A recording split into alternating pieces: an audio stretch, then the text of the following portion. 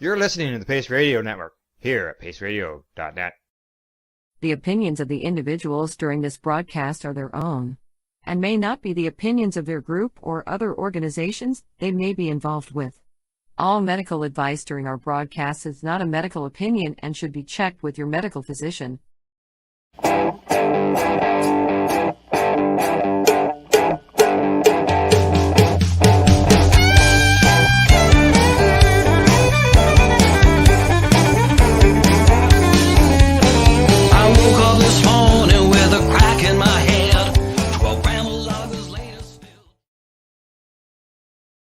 Good evening and welcome to the Pace Radio Show. We're live here at paceradio.net and cbgtv.com. Good evening, Tamara. How are you doing tonight? I'm good. How are you doing, Al? Oh boy, your volume's really low. You've been telling me that. Let me see. Like I said, I've been trying to change it, but it just doesn't wanna. Oh, good. Oh, she's left. We're live. She's left. She's left me. She's left the studio. She'll be back. She won't be long. She had a bit of a she's on her computer, and I found just before the show that her audio was a little low, and I had a bit of a problem hearing her. So she's left the studio, and we'll try to get that fixed up. So in the meantime, while she's working on that, I'm going to run the Harborfest promo that we've got here for mums.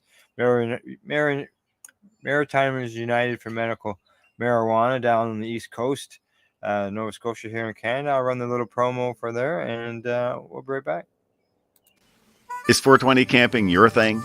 Do you like cannabis cups? Want to learn more about cannabis? Enjoy music festivals? Living on the East Coast or looking for a really good reason to visit? Then Harvest Fest is calling your name. Join us the weekend of July 14th to 16th at Fox Mountain Camping Park in the Annapolis Valley, Nova Scotia, to meet like-minded people, have your cannabis questions answered, listen to great bands, and have a blast. Service lots available and camping is included in festival admission. $60 for the weekend, or $30 for Friday, and $40 for Saturday. Food trucks, hot showers, flush toilets, and accessible washrooms. Rolling contest sponsored by Canadian Lumber Limited, with chances to win a case of rolling papers and more throughout the weekend. For info about attending or vending, email chair@mumm.ca.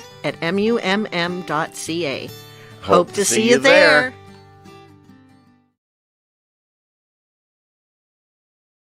Oh, I think Tamara made it back.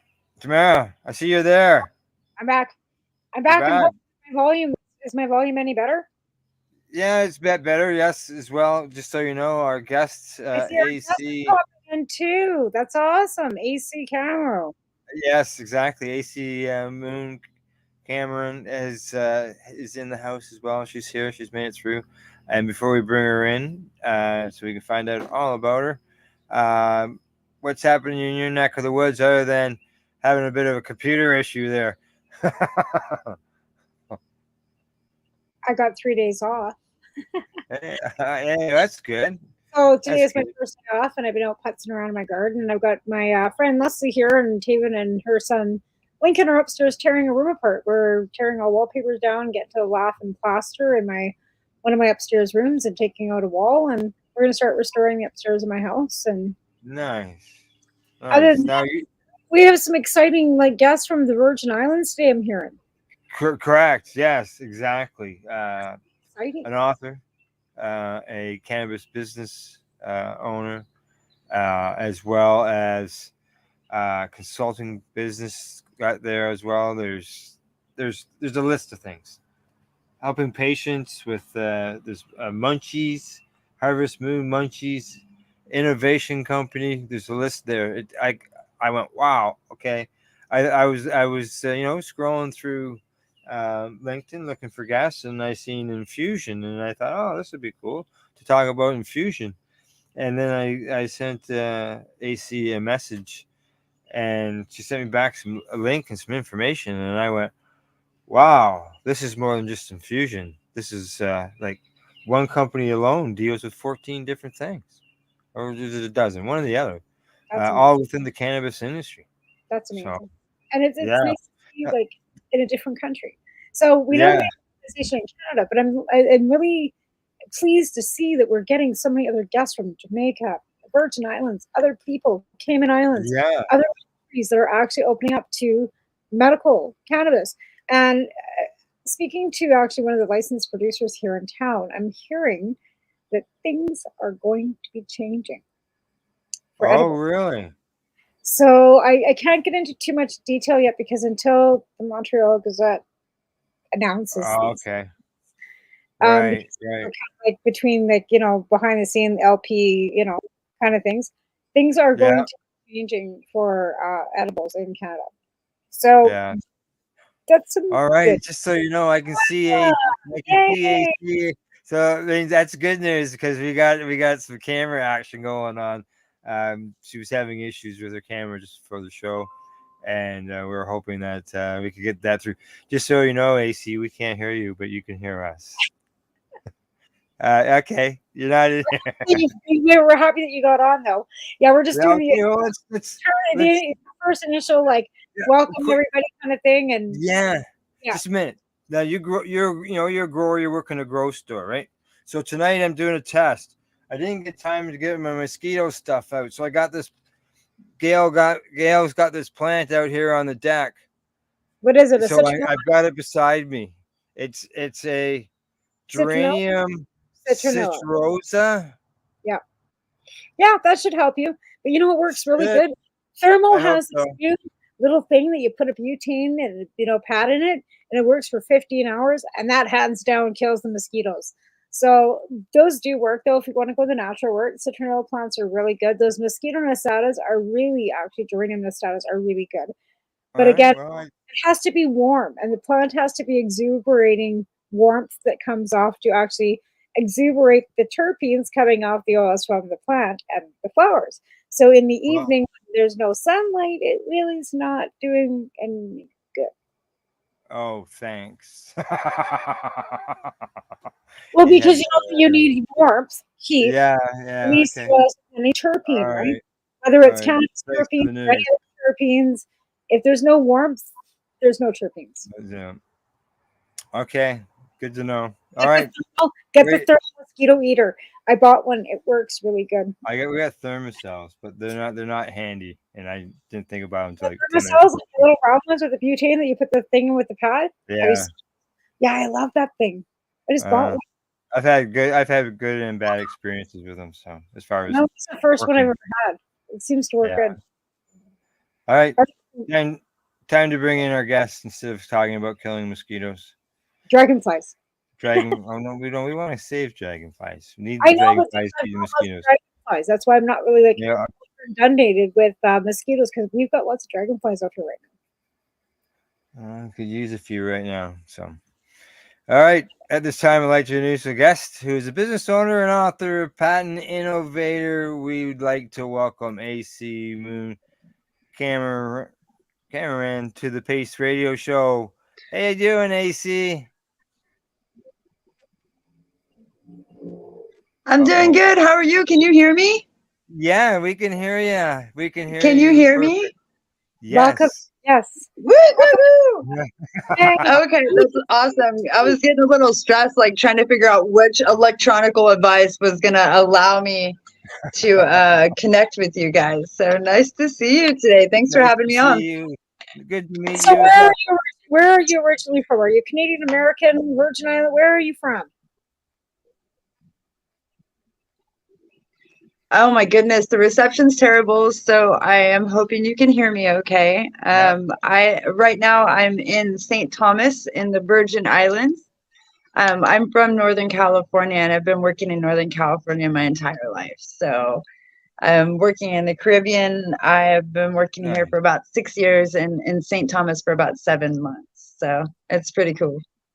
Nice. Well, Nice. we're Oh Canadians. yeah, I was just trying to get a joint rolled. It's always Yeah, nice go to right ahead. Go Americans. ahead. Go. Canadians, that's awesome. Yes. Yeah. I'm a I couple work. hours. I'm a couple hours east of Toronto in Ontario. And Tamara. Oh, I'm oh, 12 hours east of Vancouver. Oh, being in the Virgin Islands, I imagine that internet is not that easy to connect with.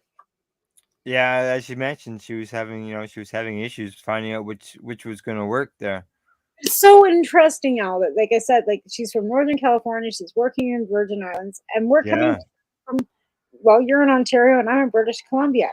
So the whole network can, like how we're worldwide, right? Like it's right. so nice to see that we've got other people coming in from other countries. They're working from like the States, still working in a different. Sorry. That's all right. That's all right. Believe me, we know what you. Well, we could deal with it if you fade away like that. We'll just keep talking until you come back. Okay. We're Now just saying you're how on. interesting it is that you're like, Excellent. The island has terrible reception. Yeah. Oh yeah. It looks like it. Damn it, I can't hear we're you. just talking when you were off when you were gone about how we're so vast. That cannabis brings us like worldwide. I'm gonna go on a journey. I'm You're taking you guys outside. Okay, but you're Okay. American, we're Canadian, and you're working in the Virgin Islands. And we've had other guests on from the Barbados and from Jamaica and from Jamaica. other places all over the world, and how cannabis is actually bringing the world together. So it's nice to have you that you're American working in the Virgin Oh. Islands. We're Canadian, and we're all together in this great big journey called cannabis. Absolutely. It's an amazing journey too. I'm going to take you guys on a journey outside since I'm on the phone. All right. Now. Oh. Okay. When she comes back, I'll get her to turn her phone sideways. But it's true. Like now she can take us outside and show us what. I mean, I could go on my phone and show you, and you can. And you're sitting outside in Ontario. I'm And sitting out here. Yeah, like this is really like I can do all the broadcasting I do. I can do right from here outside, even if it's raining. Now, if it is heavy wind in the rain, that's a different story. Okay, but if it's just raining with a slight wind or whatever, I'm fine out here. I'll do all the broadcasting out here as long as I can until winter. Yeah, exactly. And that's the thing. Like we take summer for granted because it's such a short little window of time that we've got warmth, right? We don't have the ability to be warm like all year round, Right. So this window of summer. All right, AC. I see we got you back. You got the earbuds in. Yeah, I decided to go for a walk outside in the beautiful Caribbean downtown and see if I could get better reception out of the dungeon. These thick cement walls, because of the hurricanes, make it so that reception is terrible. Oh, I imagine. Yeah, for sure. I was seeing that actually. Excellent. A company in California that is actually making dirt wall, like cement, like tornado, all kinds of different bricks. And it's like there won't be great reception, but it's like fireproof and tornado proof and hurricane proof, and that's something that for climate change. Yeah. Right? Right? It sounds like you've got a concert going on out there. Actually, this is just life in the Caribbean. This is just life when you walk outside in the Caribbean. This right here this is a Dominican food truck night right near me, and they're partying all night long. They do it every night. It'll drive a person insane if they're not prepared for the festivities constantly. Well, I can tell you your reception is much better there than it was, as you mentioned. Yes, I had to get out underneath the beautiful sky. Luckily, the wind won't pick up because we've had some pretty good winds today. We've been challenged. Yeah. So here in the Virgin Islands, we just started having. Go ahead. Can you hear me? Yeah. Oh, I was just going to say, here in the Virgin Islands, we have the first cannabis education program that's being built.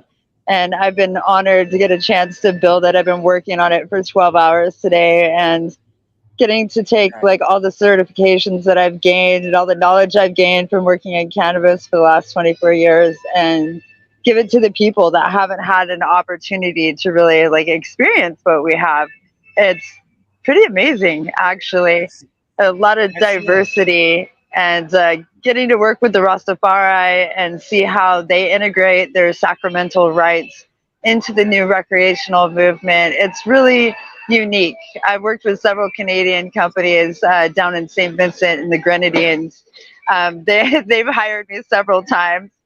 And some of the larger corporations have actually found a lot of loopholes in island laws that allowed them to take a really strong foothold in the Caribbean. So we do have a lot of, Canadian presence in the Caribbean, that's for sure. So what is, especially in the cannabis sector. Now, I mentioned in the introduction, cannabis business owner, a patent. You're an innovator. You're an author. And what else was there? Oh, well, I guess the business thing, end of things. So, like, boy, you've got your hands full. Yeah, I like to keep busy. It makes for being kind of single and an entrepreneur a lot more exciting when you fill it with creativity, like to the best of your ability. That's like super my jam. So yeah, I started out in cannabis in 1999 as like an advocate on the streets where we're like gaining signatures for Proposition 215 and just doing the whole, the gambit of really changing what was going on in California. And I was following the elders in like Jeff Jones and all of them. And my mom had cancer. Yeah, absolutely. And trying to just stand up. Yeah. Exactly. Now you mentioned cancer? Yeah, my mom had cancer through my whole childhood. And so I saw a lot of like what would happen for people that are taking these medications too much. And then she raised me off the land. So at that point I was like, well, this makes sense, herbal remedies. And so I was eventually able to get her to use some topicals and lotions before she left a few years ago, but it definitely lengthened her life, and it made me an advocate against pharmaceutical companies and for the plant. That's for sure. You're witnessing the benefits of the plant in your mother. Oh, that's for sure. I'm witnessing it in everything that I surround myself with. There's something to be said about like being able to breach into different cultures and see things from the perspectives of other users and not just like a California user or a Wyoming user or even a Canadian user, but actually like the Thai people. I lived in Thailand for a year, and getting to find out how they farmed and cured was so eloquently different than what I was used to. And there isn't a day that goes by, I don't think, where cannabis doesn't like somehow unify and heal the world in some way and like help us all communicate and like translate, through this crazy smoke that we all ingest. Right? And that's it. And, it brings people together in a lot of communities. Like I said, you find like people that smoke cannabis all have pretty much the same kind of mainstream mindset, and we're all kind of laid back and kind of try and see the world for the best of it can be. But then there's the ones that still smoke cannabis and are still nuts. They, you know what I mean? Like they want money, the greed part of it, right? The business end of it. So right, smoke it and all they want is the money. Some don't even smoke it and all they want is the money. Well, that's like the High Times Corporation, right? Like they don't even smoke weed. They're not even involved with the weed industry. But I'm not going to go bagging on anybody in particular. But you are very correct. I was actually speaking to somebody earlier as well about like some people have a psychosis in their chemistry or in their actual being, and it made it so that some people, when they use cannabis, it may not be the best choice for them. And it may not, mushrooms might also not be the best choice for them. And I don't want to ever point them towards pharmaceuticals, but just having like a healthier change of lifestyle in some way. They need to do some processing and healing, especially the soldiers of our world, because sometimes they get too high. Right. And it brings them back to bad places and things. And I hate to see cannabis have a negative effect. So we have to keep in mind that some people don't handle it as good as other Well, people, I guess. exactly. That's one thing I've always maintained through the whole advocacy since I started too, is that we're not medical doctors. We have no medical training, and we cannot give you medical advice. Exactly. It might not be for everybody, because any medicine. My dad's allergic to penicillin. So if you want to go down the whole, recreational, blah, blah, pharmaceuticals people are allergic to as well. Like, I can't take Demerol. I'm allergic to it. My dad. Yeah. Good. I can't have Yeah, most of the opiates I am as well. Right? So why wouldn't Yeah. there are some people that cannot tolerate cannabis if you want to look like as it's a medicine, right? If it's like, whether it's pharmaceutical or not, some people can't take primrose oil. Some people can't take, witch I hazel. can't eat cheeseburgers, and cheeseburgers are legal. So I'm a vegetarian, so I feel you on that one. People cannot only tolerate some things. Like, I can't tolerate mushrooms, where people are like, "Oh, it's the best thing that ever happened to me." They're not my thing. So that's the thing. It's not a matter of even it's a matter of what your body can tolerate, right? And I think that we don't take into perspective that I still have to take some pharmaceuticals. It's totally unfortunate. But cannabis didn't do what my body chemistry needed it to do with cannabis. I've tried everything. Turmeric, that L2, like we still have to take autoimmune deficiencies, right? So we don't want to like ever. Absolutely. But I'm always like, first line of defense. Let's try natural first line of defense, and then if we have to go back to, Western medicine, then we have that option too. But being able to talk about it on all levels in every country around the world, that makes it so like we all come back to the fact that cannabis is therapeutic, right? Cannabis is something that can unite us. Cannabis is something we could all agree on, that it's not the devil's lettuce. It's a mutual language. It's definitely a mutual language. And when you actually, right now I've been challenged, I've been gifted the opportunity to be the first cannabis teacher at the University of Virgin Islands.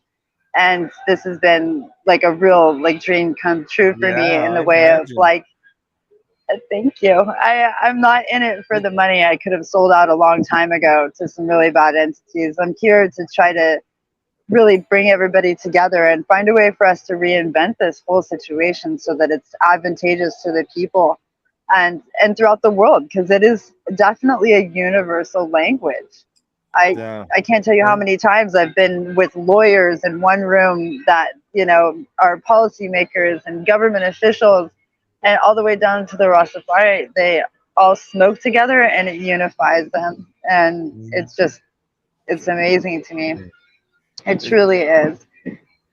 Trying to write it all down gets to be a little bit more difficult than I assumed, though. Trying to break it down all into, because I'm used to writing curriculum and teaching in a way that's very, diverse. You have to look at it from their perspective, not necessarily a perspective that's been greenwashed into what we've seen. So we don't want to have McDonald's type brand models taking over different industries in cannabis, or even ancillary industries in cannabis. So when we talk the equity conversation into it, we want to bring all of the different realms of diversity into it, and really think about how we can communify by saying, okay, well, we don't even have the same language. This island, a spliff may mean tobacco and cannabis together in a joint. While on the next island, a spliff means tobacco, cannabis, and cocaine in a joint. And so we even have to unify conversations within our culture, because we're so centered around our own culture. We have to think about the whole world's culture and how much diversity we have just in cannabis culture. I mean, it doesn't all look like white people smoking weed. There's every flavor. Like, let's face it, even tobacco. So in Western part of the world, tobacco is a no-no. We've all decided that cancer, tobacco is cancer causing and whatever. I'm working with the Eastern, I work with Ukrainians, and everybody in the Eastern part of the world smokes tobacco. They smoke Yeah. they smoke cigarettes. It's normal for everybody to smoke cigarettes. And then they come over here and we're all taboo on the cigarettes. And I'm a tobacco user. Like, I'm not going to lie, I smoke cigarettes. But a lot of people have quit. It's a big thing. It causes cancer, blah, blah, blah. It's a big thing in the States. It's a big thing in Canada. But in But Europe, it's also a propaganda campaign, just like anything else. All the plants that we use to make alcohol, the plants that we use to make opiates, morphine, all the way down to tobacco. These are like extremely propagandized to it. I mean, I've met so many people over the age of 100 that have smoked tobacco their whole life. Look at George Burns, like my dad is he was 80 like 99 or what have you. cigarettes. And I do believe it's toxic. I'm not endorsing tobacco at all, but here on this island, they not only rule with tobacco, which is very common, but they also rule with banana leaves and coconut leaves, and it's called Fanta here, Fanta, Fanta. And so the Fanta is like, it comes in a full leaf form, and then they take it off the leaf structure. It's a big leaf, and then they grind it into their spliffs. And so it's not anything like, they wouldn't like take a cigarette pack and use a cigarette. They're very picky about which Fanta they use in their spliffs. They're really, it's very sacred, and they grind it in a kielbasa bowl that is grown here. Yeah, right. Earlier in the year, I was talking to some people at a cannabis event, and the word tobacco was mentioned. I went, ooh, deadly tobacco, and they looked at me and they said, "That's what's in a cigarette. The plant by itself is a whole different situation." It's in a sacrament. It's true. Correct.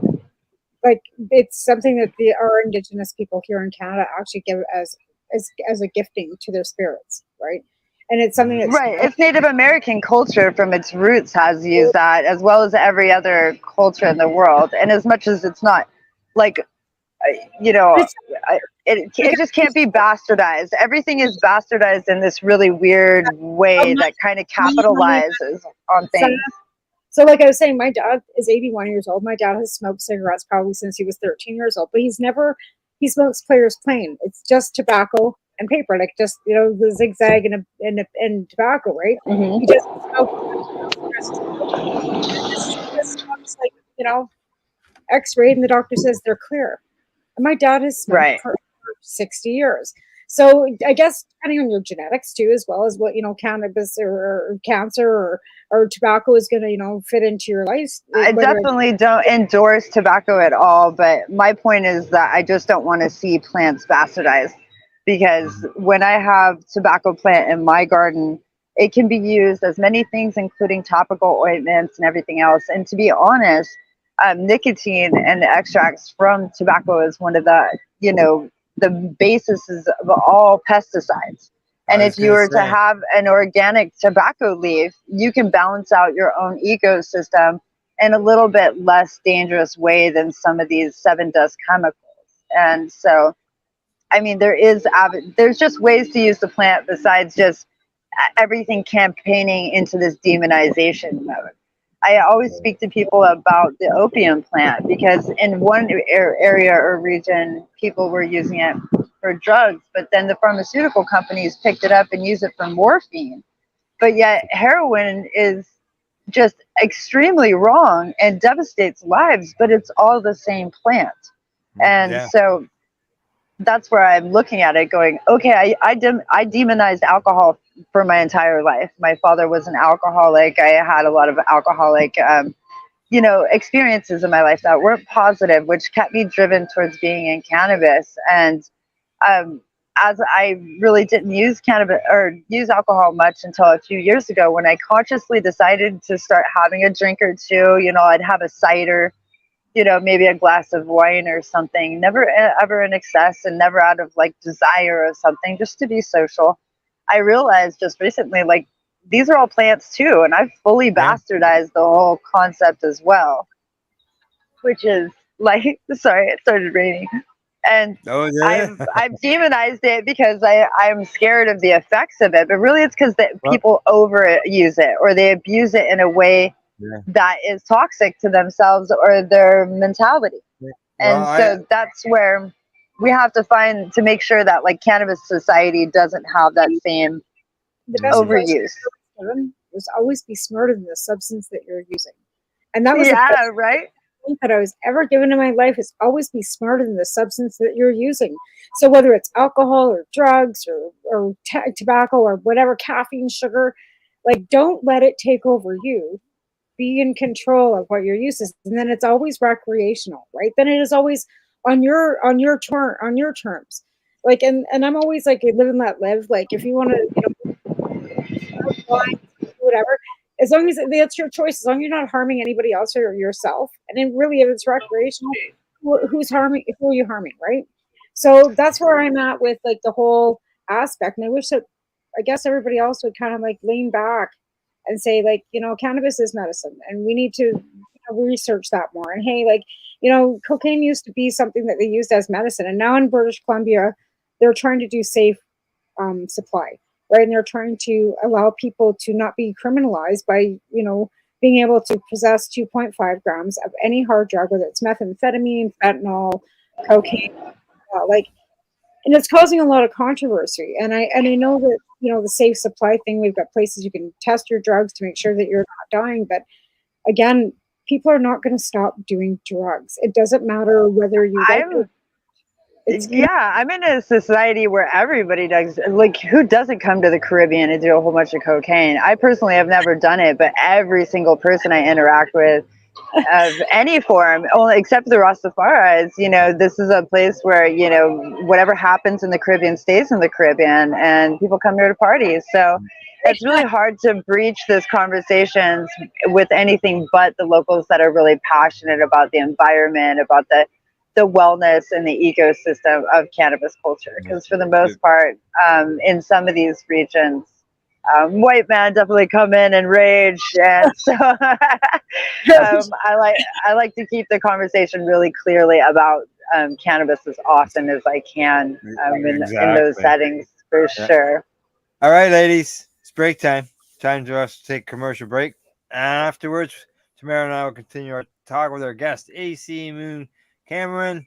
This is the Pace Radio Show. We're live here at paceradio.net and cbgtv.com. You're listening to the Pace Radio Network here at paceradio.net. Limestone City Hydroponics is Kingston, Ontario's hydroponics shop. Take your growing to the next level and create the optimal environment with a tent kit, or maximize your yield with an ebb and flow flood table kit. Either way, Limestone City Hydroponics has more sizes and options to fit your needs. Are you looking for the power of the sun that adapts to your budget? Then look no further, as they have professional grow lighting. They have indoor grow systems that are easy and cost effective, with many options to fit your living space and lifestyle. Cultivate your growing potential. We have everything you need to succeed. And if you can't make it to the store, they offer local delivery to the greater Kingston area. Remember, when you're looking for experts to help you grow, then look no further than the locally owned Limestone City Hydroponics, 105 Sunderland Drive in Kingston, Ontario. Call them at 613-548-0420. In February of 2022, the Victoria Cannabis Buyers Club and Ted Smith were fined $6.5 million. This for helping 8,500 patients with access to medical cannabis. In our interview with Ted, he spoke to us about how people can donate to help in an upcoming court challenge. And here is part of that interview. From what I've seen lately, I believe that you've got something that you're trying to do as far as fundraising to deal with this next court challenge. For now, people can write checks directly to Jack Lloyd Law Corporation, or send e-transfers to Save the VCBC at gmail.com. I guess those are the two easiest ways for people to help right now. What do you find at paceradio.net? People advocating cannabis education. Enjoy the buzz of legalization with Campbellford Lifestyle Shop. From lights to plant nutrients, books, consumption accessories, and more, we've got all your basics to grow or consume cannabis. Visit our info center or take a look at our piercing services and body jewelry, now available in-store through Campbellford Lifestyle Shop, 17 Bridge Street West, Campbellford. Cannabis edibles are an effective way to manage pain and other ailments, especially when you deal with your trusted partner, Legacy 420, in Tyendinaga Mohawk territory. You see, we lab test every product on site to ensure proper dosage every time, which is critical when consuming cannabis edibles. All Legacy 420 edibles are made by our classically trained baker and chocolatier, and we also have super tasty vegan options. Our baker has been in the industry for 25 years. She's also a chocolatier. Everything from savory to sweet, your chocolate bars, brownies, butter tarts, you name it, we make it. Talk to our knowledgeable Cannatex about our incredible variety available. Give your trusted partners a call. Legacy 420 out on your road.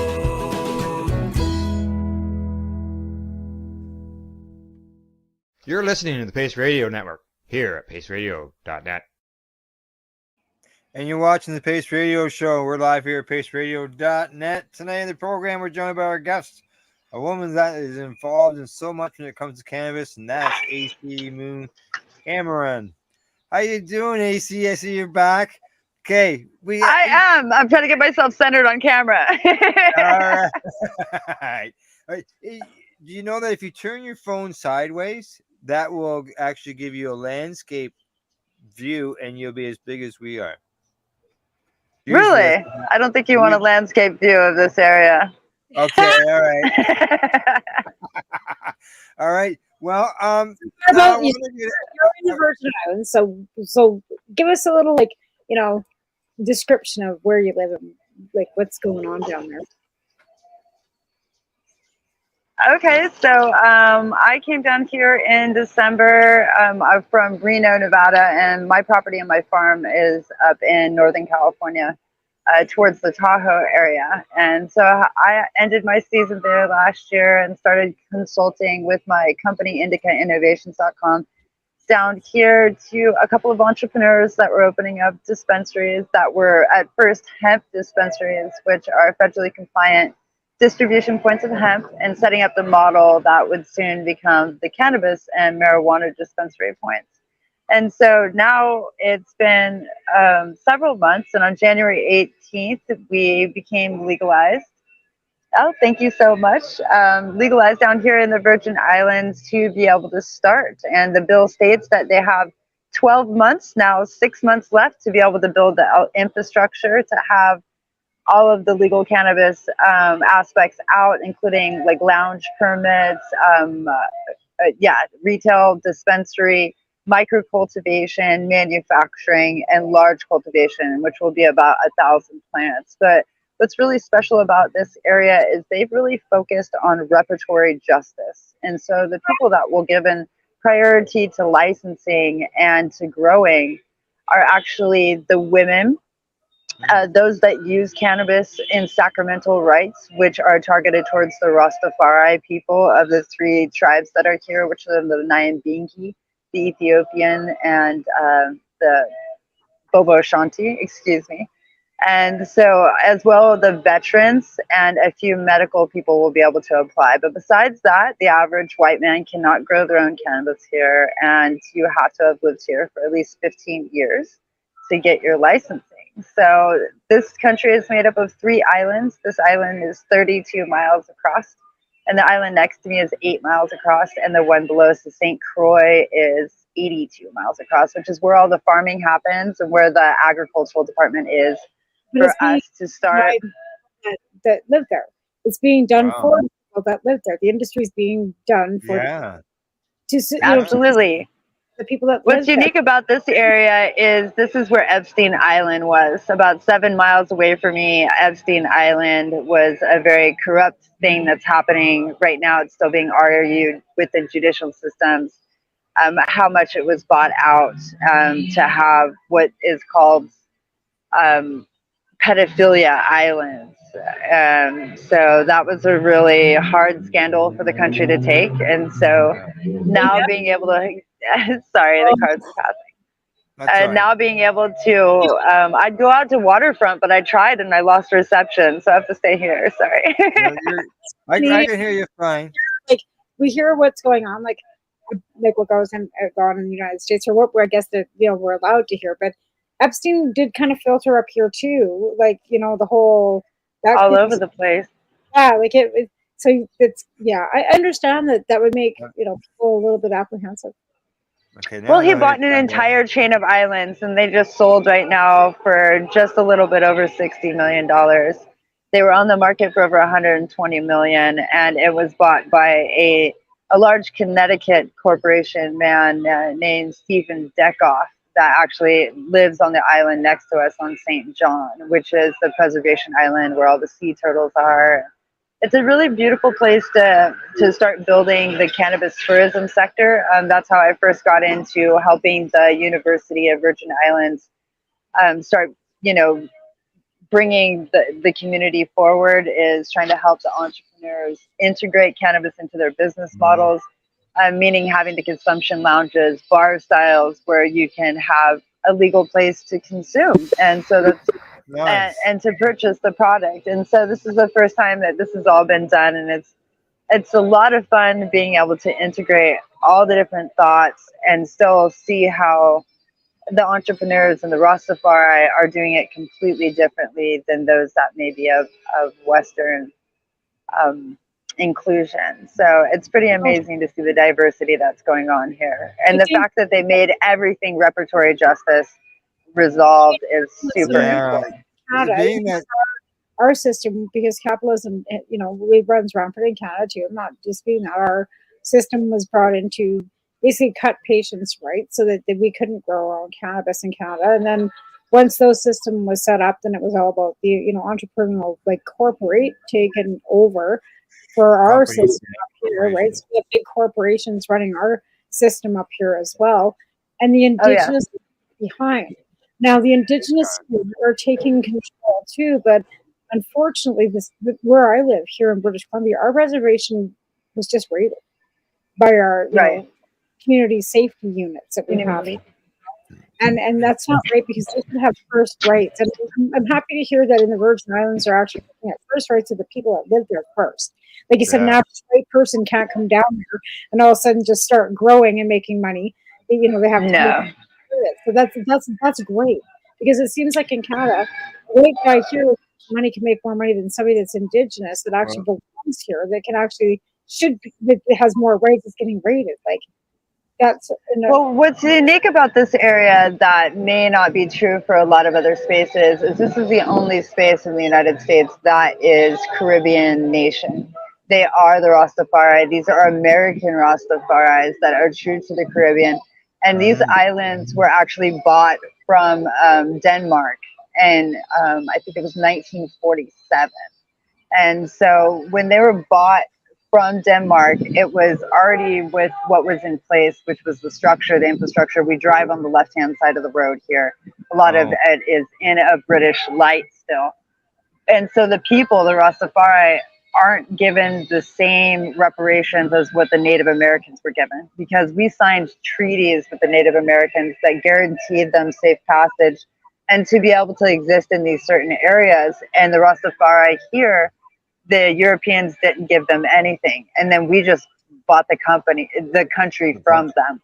And so, and then we don't really give them a very high GOP. The hurricane damage down here is very, very plethora in St. Croix. I'm only about 2.5 feet above water level right now. And so the entire infrastructure is very much in need of attention by the American government and repair. And so seeing what's happening now with legalization, I'm hoping that's going to help, you know, boost their economies so that they can actually repair their infrastructure, because a lot of people have tarps on the lids of their houses years later, like unable to afford to repair from the hurricane, and FEMA funds didn't go very far in all reality. Yeah. And that's why I live in a place that has extremely thick cement walls that didn't want to let me talk to you guys. So where you are is actually part of the United States, right? The Virgin Islands. This is the furthest point of the United States that you can get on the world map right now. And so if you were to look down, I can see Puerto Rico. Puerto Rico is about 45 miles right down here. Puerto Rico is part of the United States now too. Yeah, it's all the United States, but it's not funded properly by the United States. Republicans still do not recognize that part of the United States. Is that with Congress? Well, people here, even though they hold the United States passports, they're not allowed to vote in America. And there's certain technicalities that they don't have the same freedoms. And so it's a certain amount of kind of corruption in the way that it's been dealt to the local people. And then a lot of the land that was given to the local people that are allowed to farm, it's called an agricultural lease. That was a part of a reparatory justice for the Organic Farm Act, which was for the Rastafari people. That's owned by federal land, or it is federal land owned by the federal government and leased to the farmers. And so they actually can't grow cannabis or be involved in the cannabis industry and a cultivation, and they can't even actually technically grow their own ganja on their own land because they lease it from the government. So it's quite a wicked little cycle that could be perpetuated, But for the most part, the society just survives from perpetual natural disasters. It's such a disgusting waste of tax dollar that could be generated for income and being, brought back into the, U.S. tax base, because they will not recognize a country that they've basically taken over but won't allow them to come or vote. But you've made them be within your policy. Yeah, it's an interesting one. In Puerto Rico, it's a lot harder. Some of my Puerto Rican friends that I've been speaking to, some farmers there, getting ready to do. We're doing the first Virgin Islands Cannabis Cup down on St. Croix, and so I'll be speaking at that event in a couple of weeks. And as we educate the people about how to upgrade and join and integrate into the recreational models, I've met several Puerto Ricans. And I find out that they can't even grow their own vegetables and stuff because by law they have to ship it to Florida to be able to ship it back before they can consume it, their own homemade products. And they're not, like, farm to table is illegal, and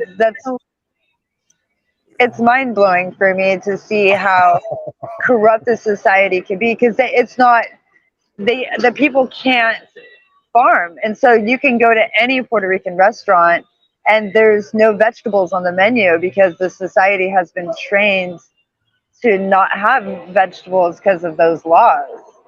It's really quite horrible. Because in the state, I want you can even eat them. Like, is that the most ridiculous shit you ever heard in your life? It's terrible. It's super terrible, and the way that they hold the people back is, it's what the whole world's an oligarchy, but right now the oligarchy aspects of things is much deeper, and where wealth controls things instead of democracy, and we have to, take that back through education and being able to bring like this cultural awareness of like, how are things different for you in Canada than they are for me in California, and how are they different for you over there, and see if we can integrate it just a little bit more. I think that would be really amazing. By doing things, as Tamara said at the beginning, by getting together like this, we're all, have our different experiences, and we learn from, each other's experience, and find out about these laws and these don't hear it on the news. Places that you would think that would be just normal, but about our own personal experiences and how things work, where we live in our little pockets in the world. Right?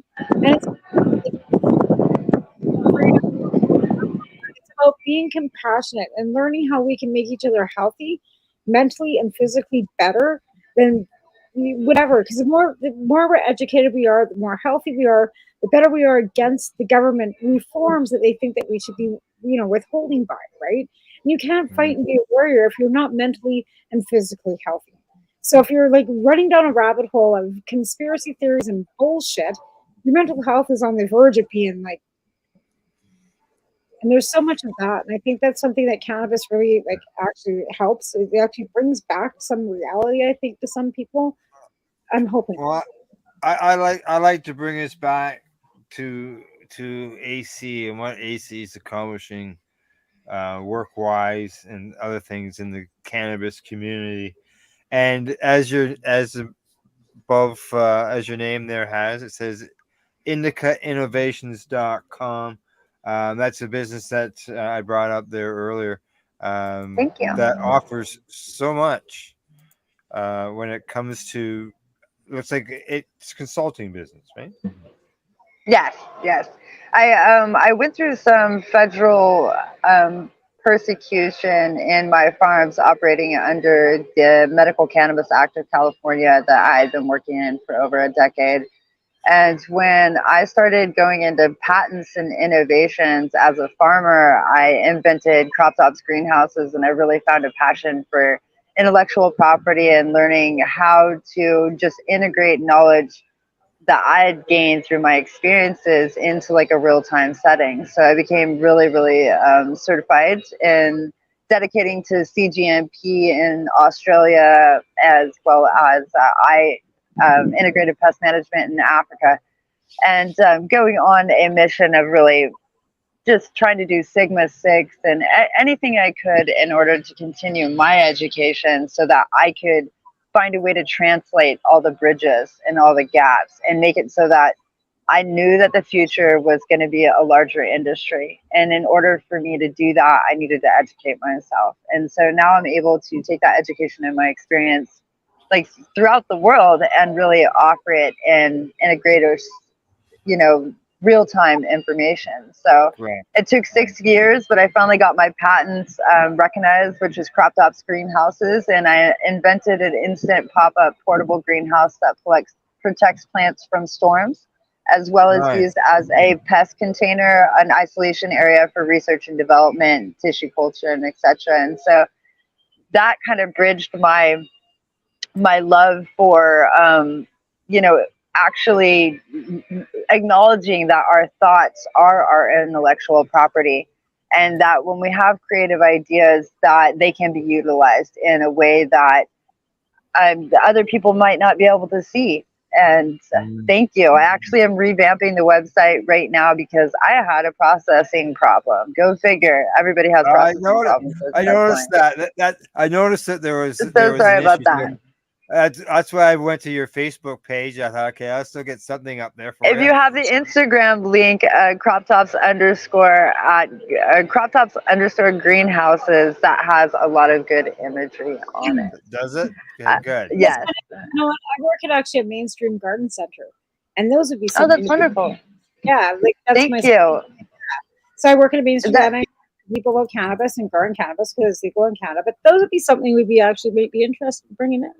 You'll have to send me your Thank link. you. So this is and it's a small parabolic shape. It covers a 9-foot tall plant. So it has a telescoping pole that when you first plant in the stainless steel ground spike and put in the telescoping pole, it actually grows with your plant up to 9 feet tall. And then some people cage their 200-gallon pots and then just set it on top of the actual cage instead of using the telescoping pole, and that protects up to a 14-foot tall plant. And so you said 200-gallon pot. Holy yeah, smokes. That's what we grow in back home. Yes. And so we use smart pots a lot and geopots, and this is a 9.8 polywoven fabric that's used in greenhouses. I've used the same material for over 22 years on one greenhouse, so it's really, really durable. And it has a snap-on skirt that goes around the side, or you can just use the top. It doesn't have to be used for cannabis. We could like market these for like lettuce. And absolutely, I've sold them to many citrus farmers, avocado farmers, and wineries actually that were working on acclimating their plants. Maybe imported into Canada. I can. Woohoo! And this also has a ventilation on the top, so that you can eradicate any condensation that may build up, and tie down straps at all 4 points to make sure that wind doesn't pick it up. So this is something that works with all crops, and I'm hoping to get more designs out, but I did this completely alone. I funded it my first company was an edibles company, and my dispensaries and my work funded my invention. And so I went from federal indictment to federally patented in about 6 years. Awesome. That's so awesome. I love that. Yeah. No, send me a link because I'm going to bring them to Canada. Thanks. I appreciate that. I really have been looking for more distributors, and I've also been looking for licensing where I am going to be offering my patent out to larger companies because I am unable to get as large a girth alone as an entrepreneur as I could in a group setting. And I'm acknowledging that. So what happened was I started manufacturing and designing and engineering, and I moved to Asia. And then I started learning manufacture in China. And then I ended up staying in Thailand for about 11 months.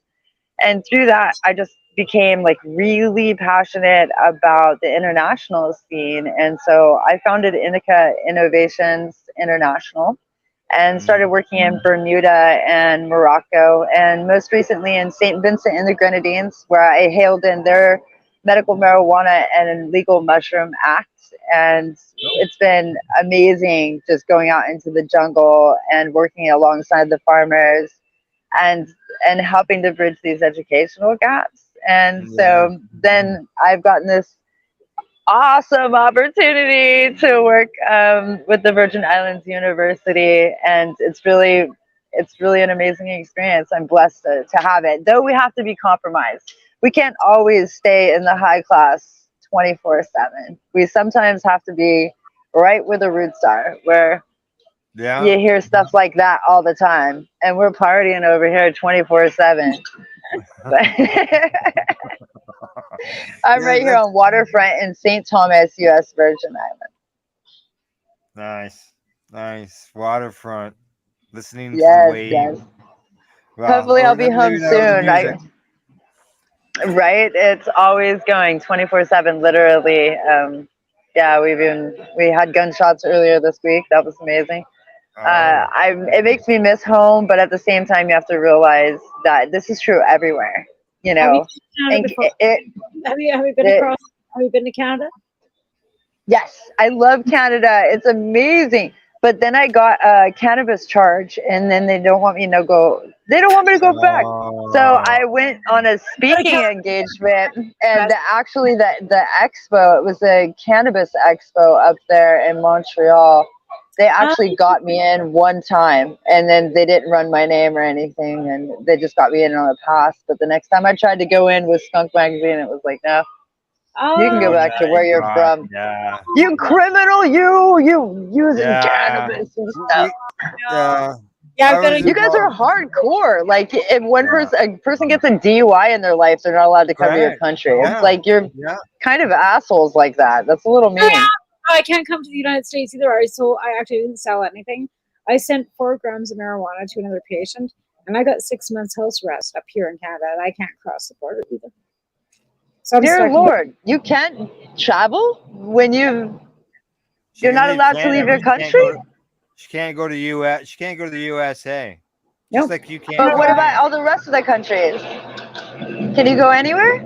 Well, if I try and get a passport, which I haven't tried to do that. Well, I think you can. You can't tell me. There's no way that they trap you for 4 grams of ganja into the whole world. That would be terrible. We need to pay more attention to Canadian bullshit then. What's going on? Right? I don't know why you couldn't. I don't know why you couldn't travel everywhere. Like, I can't go to the U.S. for sure. I can go everywhere else, but I can't become a permanent resident in Portugal. I couldn't become a permanent resident in Scotland or the UK or anywhere else with a criminal record in Canada. So once you've got a criminal record for a little bit of weed in Canada, you cannot become a permanent resident anywhere else. You can still travel there. You just can't. You just can't become a resident of that country. Okay. Right. But you can still travel there. Yeah. So you can come. You can come to Cali. No. No. What? You can't go to California. No, it's in the U.S. So what's the expungement process? Tell me about the expungement process. Well, she'd have to go through a process of getting a pardon. And it costs thousands of dollars, and there's no guarantee that you'll even get it. Like a president from dude, like big dude? Not kidding you, dude. Like Trudeau? No, he would not give me a pardon for nothing. I'd be like, no. You have to apply for the pardons. I can get a pardon. Wait, okay, wait. Let me get this clear. Canada, like the leading kindest nation on earth, is you get busted for 4 grams of cannabis and you lose your freedom. Yeah. Unless you ask for a pardon from Justin Trudeau himself. Well, not from him himself, because that's not the way our government works. We don't have to get pardons for the president because we don't have one. You go through Pardons Canada, which is like another ministry, and they can like seal your records, right? But then it's okay, so it's an administrative office that needs to say, okay, you're cool. Yeah, so they pay a bunch of money for the record. But the U.S. government then still doesn't recognize that. So then I have to apply for a U.S. waiver, which will cost me $10,000 U.S. for a 3-year waiver to possibly be able to cross into your country. Yeah. Wow. For marijuana. Well, I guess that really makes tourism really a pain in the butt, huh? I can't take my kids. Yeah, see, like down in the U.S., as the legalization has been changing in the U.S., a lot of the laws are being automatic expungements. Here in Canada, when we legalized cannabis, we did not do that. What the government did is mess up number one. Yeah, what they did is they removed the $650 fee, but you still had to do it by yourself. And you still had to pay for your photos or your fingerprints or any other stuff you had to pay for still. And then you would have to send it in to the government because they went case by case basis. Whereas most places, especially throughout the U.S., it's just all written right into the law. And well, yeah, because we had we probably had you to look at and be like, oh, look, they got screwed. Let's build this. Because that's what's been happening is we see one precedent set by another precedent. And now everybody can see how screwed we got in California and they can all do the opposite. Yeah, but I sent because we got bent over in Cali too. For our ruling, for our Smith ruling, because we haven't had to go through the court systems to get anything. We had to fight to the courts to get our grow licensing back. And fight to the courts to get charter challenges by the Smith ruling so that patients could share to each other and we could actually have edibles other than just throwing cannabis into a muffin, like raw weed.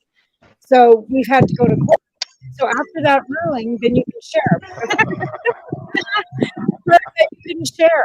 So I sent 4 grams in an envelope with thank you very much to somebody that sent me some topicals with a thank you gift. Another patient. All right, ladies. We gotta go for break. I'm gonna let you be outraged by yourself. And then I got a question for you when we come back about something that we haven't even discussed tonight. All right. Okay, so we're right back. You're watching the Pace Radio Show. We're live here at paceradio.net and cbgtv.com. You're listening to the Pace Radio Network here at paceradio.net. When you think of the number of unique products developed in the fields, kitchens, and labs at Legacy 420, it's hard to think that one stands out above the rest. But tell that to the thousands of people who have tried this amazing breakthrough product. This is our Sacred Salve. This is actually our extra strength. It comes in 5 different strengths. It's all natural, all organic. It typically works within 10 to 15 minutes of putting it on. It's good for arthritis, it's good for inflammation, any kind of pain. We're very proud of it. Sacred Salve, so easy to apply, along with soothing relief. To select a strength that's right for you, come in and talk to your trusted partner. Legacy 420 out on your road.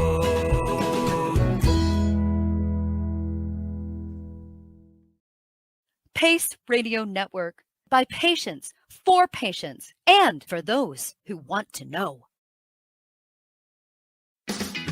Enjoy the buzz of legalization with Campbellford Lifestyle Shop. From lights to plant nutrients, books, consumption accessories, and more, we've got all your basics to grow or consume cannabis. Visit our info center or take a look at our piercing services and body jewelry, now available in-store through Campbellford Lifestyle Shop, 17 Bridge Street West, Campbellford.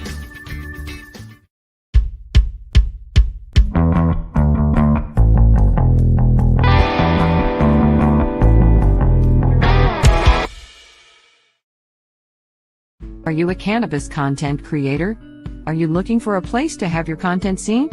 If you answer yes to both questions, then you need to check out cbgtv.com. Let's share PACE everywhere. That way it can help create peace. People everywhere advocating cannabis education. Limestone City Hydroponics is Kingston, Ontario's hydroponics shop. Take your growing to the next level and create the optimal environment with a tent kit, or maximize your yield with an ebb and flow flood table kit. Either way, Limestone City Hydroponics has more sizes and options to fit your needs. Are you looking for the power of the sun that adapts to your budget? Then look no further, as they have professional grow lighting. They have indoor grow systems that are easy and cost effective, with many options to fit your living space and lifestyle. Cultivate your growing potential. We have everything you need to succeed. And if you can't make it to the store, they offer local delivery to the greater Kingston area. Remember, when you're looking for experts to help you grow, then look no further than the locally owned Limestone City Hydroponics, 105 Sunderland Drive in Kingston, Ontario. Call them at 613-548-0420. You're listening to the Pace Radio Network here at paceradio.net. Hey, we're back. We're live, and we're with our guest, A.C Moon Cameron. Hello. Hello. All right, now there's something we haven't gotten to yet, and I've mentioned it a couple times when we've been introducing you. That is that you're an author. I am. I've been writing. I have. I've actually taken part of a few books. I've been loving to write my whole life. That's like a big passion of mine. And so I started contributing as a writer to Grow Magazine and a few other magazines, as well as Cannabis Now. And I really have been enjoying getting into that. And so I think I co-authored a few books called Cannabis Curiosity with Dr. Christine Dougherty, as well as two other books about the cannabis endocannabinoid system that you can find on Amazon. And then again, I went on to starting to take and do a little creative project of my own, where I wrote a poem called Blocks of Wood, and I ended up having some real tragic times in my life with losing a very small child friend of mine. That was my goddaughter. And I dedicated a graphic novel to her that is called Blocks of Wood, that is all about hemp and sustainability and bringing fairy tale knowledge back to kind of like a Dr. Seuss vibe, using cannabis and hemp like in the imagery. And so nice. I'm really excited to be able to, share that with everybody. It's been really cool. I've been working with an artist that I met in Venezuela, and him and his wife live on a small island of margaritas. And he helps me bring my sketches to life in some beautiful imagery that I'll hopefully get to make some really amazing extra books out of. So yes, the concept came from... Go ahead, keep going. Say that again? I was going to say at the end of the book, there is all of the interactive aspects, where I have a game board and pieces of the characters that are inside of it, and including dragons and fun-wise turtles and things like that. And then there's the hidden hemp game, where adults have to find the hidden hemp that are written and drawn into each of the pictures, and maybe extremely hidden. So you might have to read the book to your kid a few times to find the hidden ganja plant that's in there. So, and a nice little game to make it interactive and fun for you and your kids. So that's been really entertaining. I just got done with that. I'm getting ready, hopefully, to launch a Kickstarter campaign, because unfortunately, I am a teacher right now, and I'm not making as much in funds as I would in other aspects of cannabis, but I love what I do. And so if I can kickstart or do other things, I'll be offering the charity to a percentage of it to victims of fire, and it's dedicated to my goddaughter Hera, that was killed in a house fire 2 years ago. Oh, sorry about that. Yeah, it was a terrible, terrible fucking event. Yes, there's no doubt about that.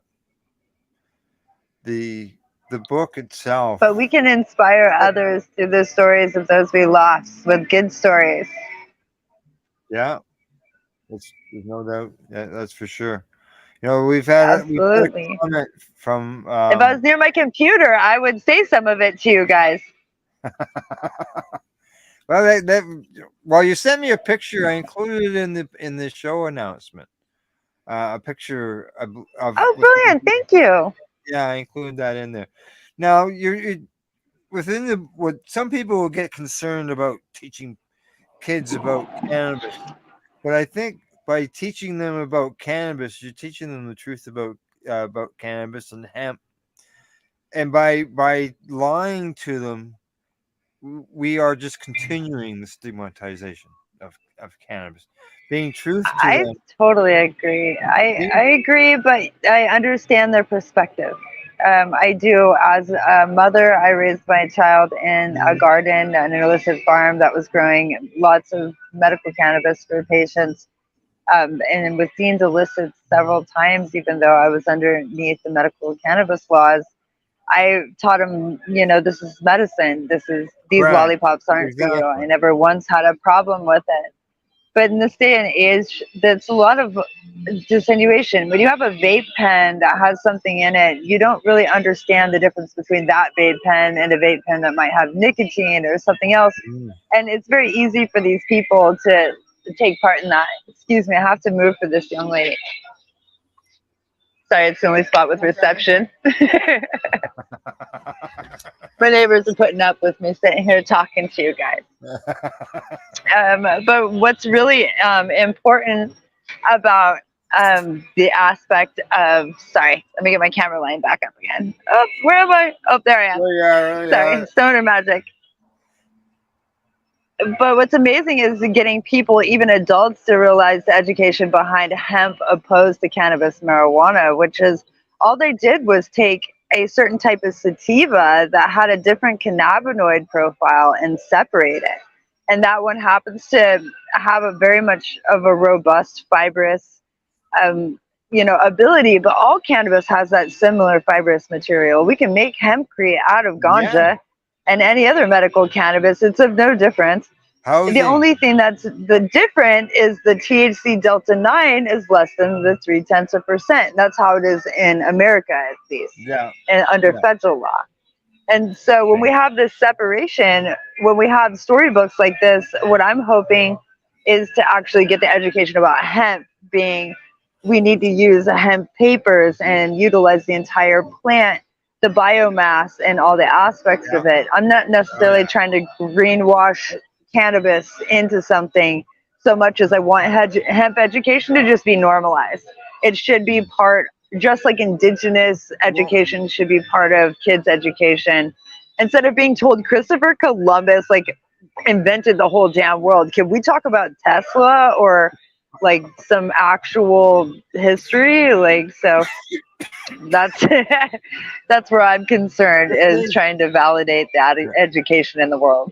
And what I'm getting to is by educating the younger people as they come along, they won't have that stigma that we came through with, would be helped to be eliminated. And that's what Alexis Fox, who's commented on Facebook about, that the problem they look at as problem is, the cannabis is stigma, and it's hard to get that education through there until the stigma is removed, and all we can do is just keep pointing to the proof and the evidence and time and keeps. I've been spending a lot of time on social media right now trying to compare cannabis to alcohol industry, the bootlegging aspect of things, of where at some point everybody had to break the laws to make the laws.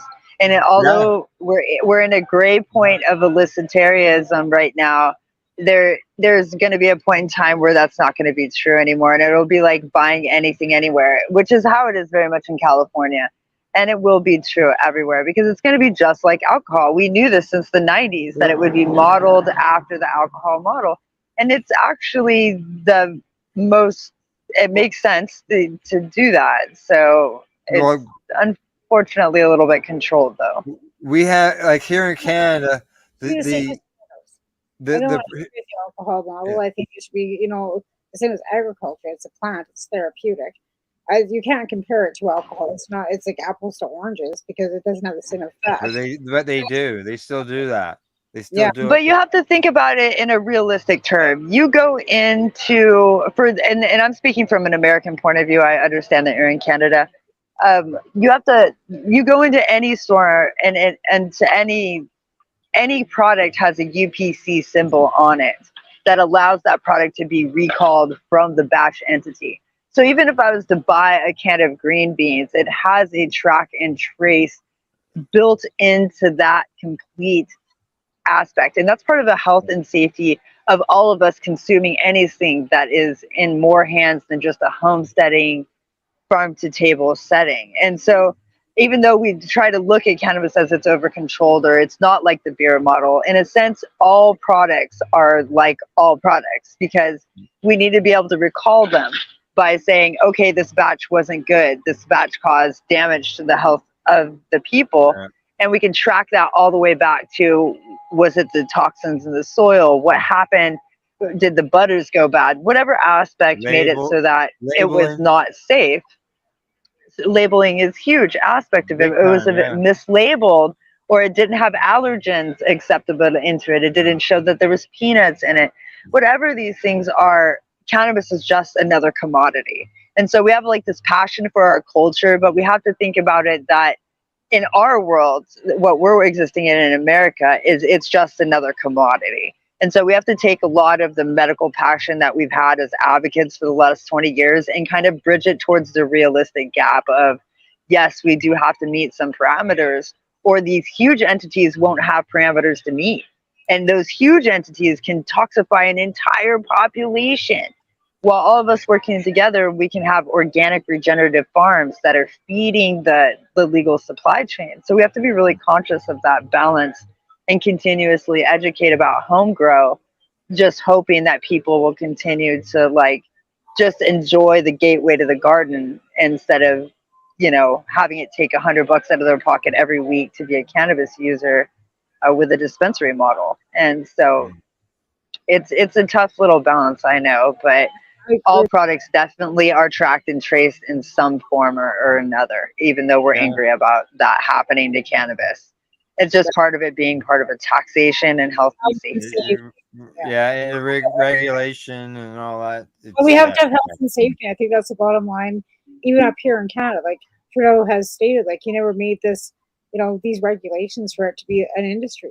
It was never meant to be a great big corporate industry. It was meant for health and safety and public safety for children and keep it away from the kids and blah blah blah, right? But we have to remember one thing.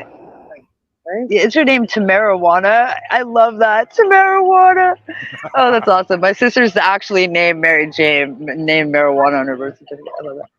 So what the conversation we've been having a lot in the mainstream of the North American sector is the fact that, so we have to accept the fact that the term medical implies standardization.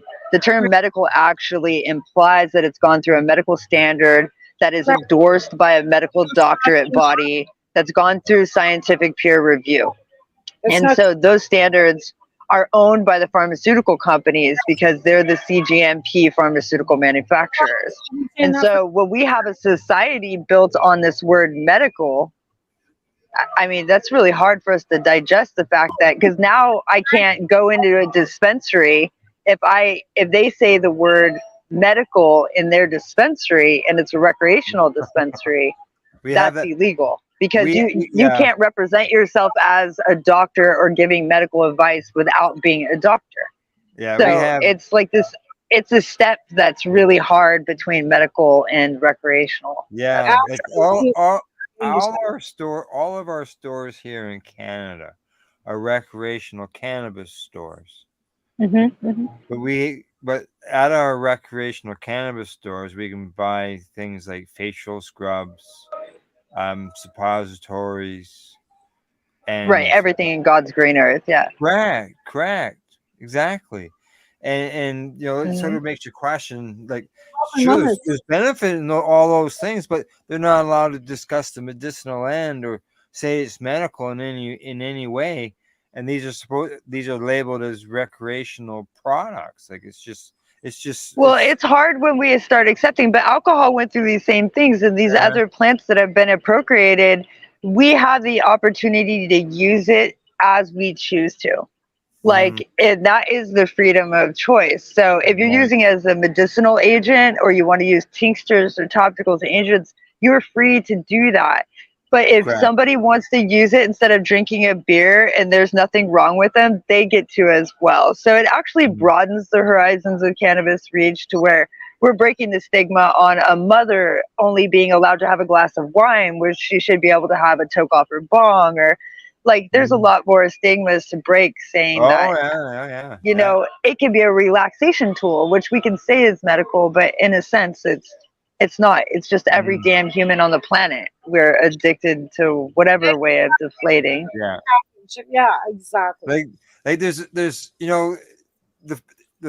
really good thing about it all is that it gets those things available for everybody to see how people have access to them. They say 50% of the people go in the store do for medicinal purposes, and those people may not have found out about the benefits of cannabis in any form if it wasn't for the fact that there was a store there for them to go in and get. Right, or that it was legal because they were like perpetually fearful of the other things. I think one of the parts that especially upset me is the fact that the dosage, like in many places, we're allowed to still create a dosage product that is a medical grade, and they took that away from California, where it still has to stay within the parameters of the 500 milligram package, when a lot of the opiate users that are battling cancer that I've worked with for the last 20 plus years, their tolerance and their needs for subversal is titrated at a much higher level. And so you have to eat like 5 packages of gummies to get the same effect, and then it's toxic to their bodies. So eliminating medical milligrams was a problem that I don't like. Yeah, because we get like maximum 10 milligrams per whole package. 10 max. 10 So, max. Right. So they have ours was 100 packages to get any effect. Yeah. It's ridiculous, and the government's going, well, just eat more. That was their conclusion. Well, and then think about this. This one will really hurt your mind. What plant is exploited more than anything on the whole world? No. Sugar. So you take sugar, and the fact that they're allowed to exploit it into several packages of gummies without worry, knowing that it creates diabetes and all these other contingencies, that plant is allowed to be pushed into every fucking thing in the world with no worry. And so you're going to take and give us less milligrams and force us to eat more sugar so that the sugar people can make more money.